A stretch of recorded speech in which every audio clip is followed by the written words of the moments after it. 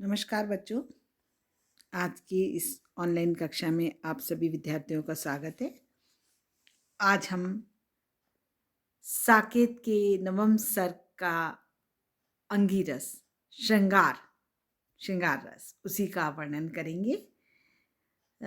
इससे पूर्व के व्याख्यान में हमने मैथिली गुप्त के साकेत में उर्मिला का चरित्र चित्रण, उर्मिला का विरह वर्णन पढ़ा है। तो इसमें भी उर्मिला के विरह को ही बताया गया है, लेकिन वियोग श्रृंगार की कौन-कौन सी मुख्य वियोग श्रृंगार के दो भेद और वियोग श्रृंगार की कौन-कौन सी मुख्य दशाएं होती हैं, उनके माध्यम से मैं आपको आज स्पष्ट करूंगी कि किस प्रकार से साकेत नामक महाकाव्य में वियोग श्रृंगार का वर्णन देखने को मिलता है। वैसे तो साकेत का मुख्य रस अंगिरस जो है वो श्रृंगार रस है। श्रृंगार को रसराज भी कहा गया है, रसों का राजा कहा जाता है, क्योंकि इस रस के अंतर्गत मन की अधिकाधिक वृत्तियों का समावेश हो जाता है। श्रृंगार रस को इसीलिए सभी रसों में श्रेष्ठ माना गया है।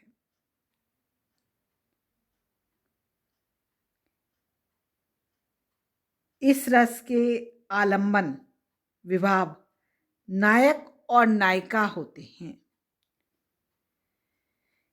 क्योंकि नायक की रति का आलंबन नायिका और नायिका की रति का आलंबन नायक होता है। नायक और नायिका की संयोग और विरह की स्थिति के आधार पर इस रस के दो भेद किए जाते हैं, संयोग श्रृंगार और वियोग श्रृंगार, है ना। आपको सभी को पता है संयोग श्रृंगार और विप्रलम्ब श्रृंगार या वियोग श्रृंगार, है ना। तो संयोग श्रृंगार क्या होता है? मिलन की दशा, है ना। तो संयोग श्रृंगार में नायक नायिका के मिलन की क्रियाओं का तथा आनंद का वर्णन होता है। इस रस के अंतर्गत गुप्त जी ने लक्ष्मण और उर्मिला के मिलन के अत्यंत ही सुंदर चित्र प्रस्तुत किए हैं, जिसमें इनका स्वाभाविक हास्य परिहास वर्णित होने से संयोग श्रृंगार का वर्णन और भी अधिक प्रभावशाली हो गया है। देखिए, एक उदाहरण के माध्यम से समझिए। उर्मिला बोली, अजी तुम जग गए, स्वप्न निधि से नैन कब से लग गए, मोहिनी ने मंत्र पर जब से छुआ, जागरण रुचिकर तुम्हें तब से हुआ, गत हुई संलाप में बहु रात थी,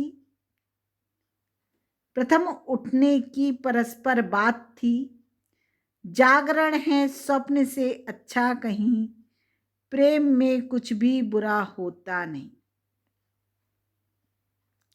तो इन पंक्तियों में लक्ष्मण और उर्मिला की जो संयोग की अवस्था थी, जिस समय वो पास थे, जो मिलन की अवस्था थी, उसमें उनके बीच में जो हास परिहास आदि है, उसी का यहाँ पर कवि ने वर्णन करा है।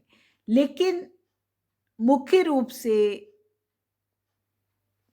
साकेत में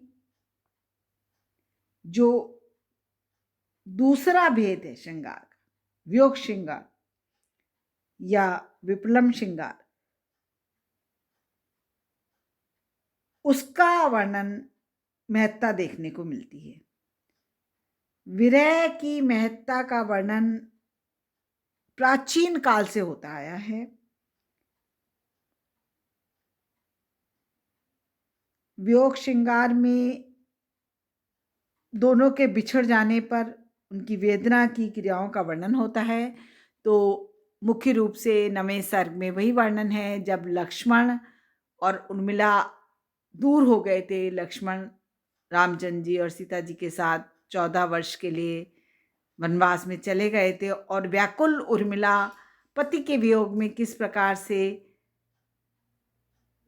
समय व्यतीत करती हैं, पूरा वियोग श्रृंगार का सुंदर वर्णन इसमें किया गया है।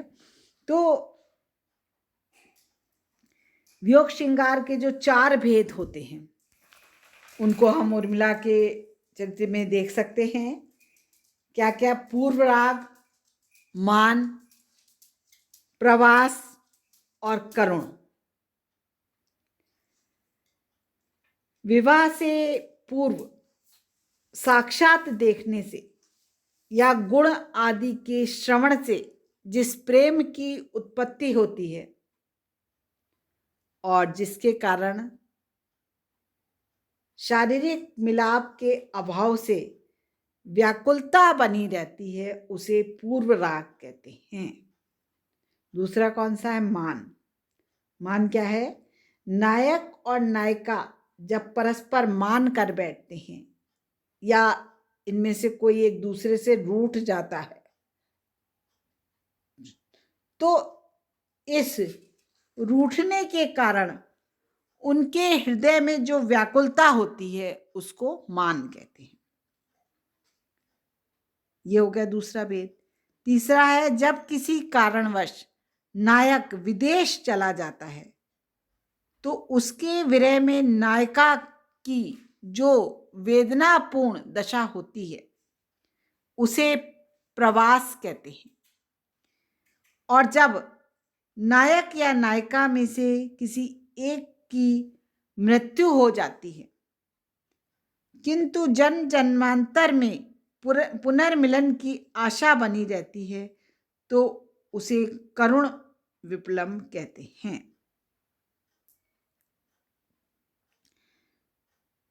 वियोग के इन भेदों में प्रवास विप्लव को ही अधिक महत्व दिया गया है क्योंकि यही भेद सर्वाधिक मनोवैज्ञानिक है और साकेत में इसी भेद का सर्वाधिक वर्णन किया गया है। तो कौन कौन से 4 भेद मैंने समझाया आपको?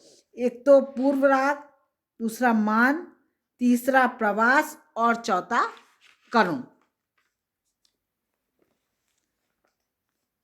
ये तो वियोग के भेद बताए। अब वियोग की दशाएं, क्या दशाएं होती हैं? विरह वेदना के कारण नायिका की अनेक प्रकार की दशाएं होती हैं। भारतीय आचार्यों ने इन्हें 10 वर्गों में विभाजित किया है। 4 तो भेद थे, 10 दशाएं बताई हैं। कौन कौन सी? अभिलाष, चिंता, स्मृति, गुणकथन, उद्वेग, प्रलाप, उन्माद, व्याधि, जड़ता और मरण। कुछ आचार्यों ने वियोग की 9 ही दशाएं मानी हैं। मरण को वह वियोग की दशाओं के अंतर्गत नहीं मानते हैं क्योंकि वह अमानवैज्ञानिक है ना। और साकेत के 9वें सर्ग में उर्मिला की इन्हीं दशाओं का वर्णन, सभी दशाओं का वर्णन हुआ है ना। बहुत संक्षिप्त रूप में मैं तुमको इनका एक उदाहरण दे करके थोड़ा थोड़ा वर्णन करके किस प्रकार से इसको समझा जा सकता है बताऊंगी। सबसे पहले देखिए अभिलाष। प्रिय से मिलने की इच्छा को अभिलाष कहते हैं। अभिलाषा जो होती है, मिलने की इच्छा होती है। यह विरह दशा की सबसे महत्वपूर्ण दशा है क्योंकि अन्य दशाओं का जन्म इसी से होता है ना। जब मिलने की अभिलाषा होती है, प्रिय के से बिछुड़ जाती है, नायिका और नायक जब दूर दूर हो जाते हैं तो नायिका के अंदर सबसे, नायक या नायिका दोनों में सबसे बड़ी इच्छा यही होती है, अभिलाष यही होता है कि वह अपने प्रिय से मिल सके। और इसी दशा से विरह की अन्य दशाओं का ही जन्म हो जाता है। तो इन पंक्तियों के माध्यम से समझो कि किस प्रकार से उर्मिला भी अपने प्रीतम से मिलने की उत्कृष्ट इच्छा को व्यक्त करती हैं। कैसे, देखिए, यही आता है इस मन में, छोड़ धाम धन जाकर मैं भी रहूं उसी वन में। प्रिय के व्रत में विघ्न न डालूं, रहूं निकट भी दूर, व्यथा रहे पर साथ साथ ही समाधान भरपूर। हर्ष डूबा हो रोदन में, यही आता इस मन में, बीच बीच में उन्हें देख लूं मैं झुरमुट की ओट। जब वे निकल जाएं तब लौटूं उसी धूल में लौट, रहे रत में वे निज साधन में, यही आता है इस मन। तो ये देखिए, विरह की प्रथम दशा का वर्णन हमने किया है, अभिलाष, जिसमें कि प्रीतम से मिलने की इच्छा बनी रहती है। उसके बाद दूसरी दशा है चिंता।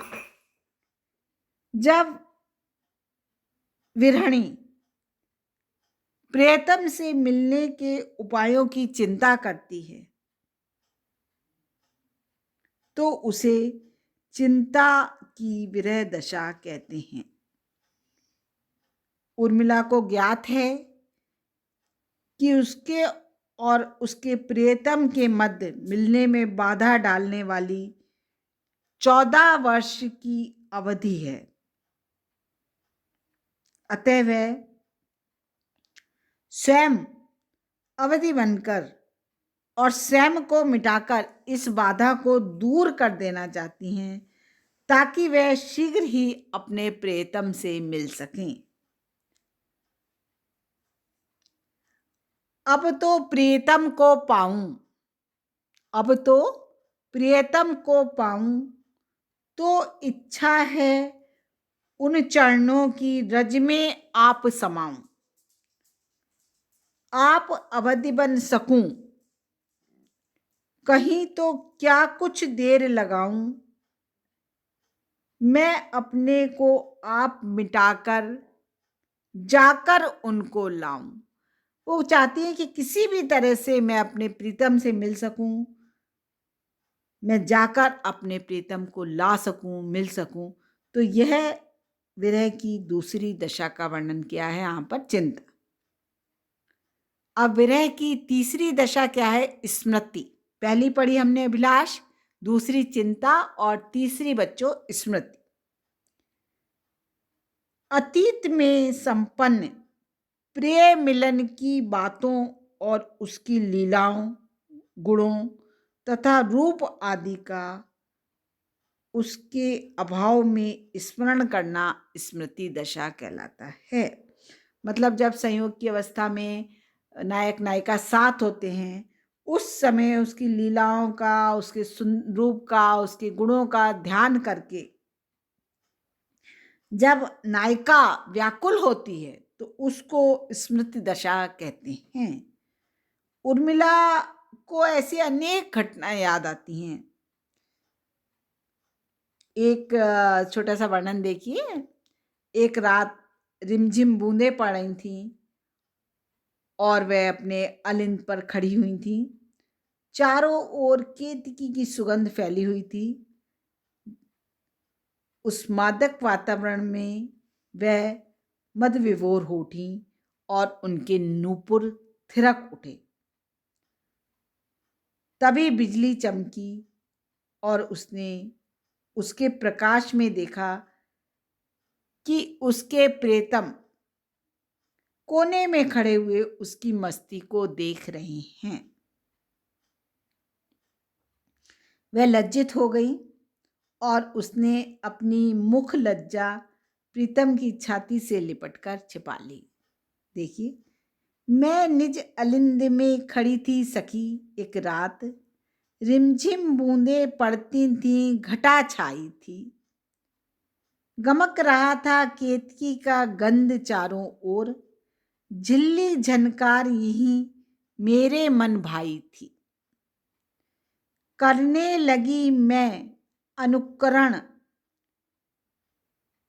स्वनूपुरों से चंचला थी चमकी, घनाली गहराई थी। चौक देखा मैंने, चुप कोने में खड़े थे प्रिय, माई मुख लज्जा उस छाती में छिपाई थी। देखिए, संयोग का एक सुंदर वर्णन है जिसको याद करके आज वियोग की दशा में, जब वियोगावस्था में प्रीतम उनसे दूर हो गए हैं तो वो उसको याद कर रही हैं। तो ये वियोग की दशा क्या कहलाती है बच्चों? स्मृति। हाँ, तो हमने पढ़ा अभिलाष, चिंता, स्मृति। अब चौथा पढ़ेंगे हम गुण कथन। जब विरहिणी नायिका अपनी विरह व्यथा को कम करने के लिए अपनी सखी आदि से अपने प्रियतम के गुणों का वर्णन करती है तो इस भाव दशा को गुण कथन की दशा कहते हैं। वियोग की गुण कथन की दशा कहलाती है जब वो अपनी सखी से वर्णन करती है अपने प्रियतम के गुणों का, उनकी अच्छाइयों का, उनके रूप का, संयोग अवस्था का वर्णन करती है तो उसको गुण कथन कहते हैं। उर्मिला समझती हैं कि उनके प्रेम का आधार उनके प्रियतम के सहज गुण ही हैं, जो अब वीरांगनी में डालकर उसकी परीक्षा ले रहे हैं।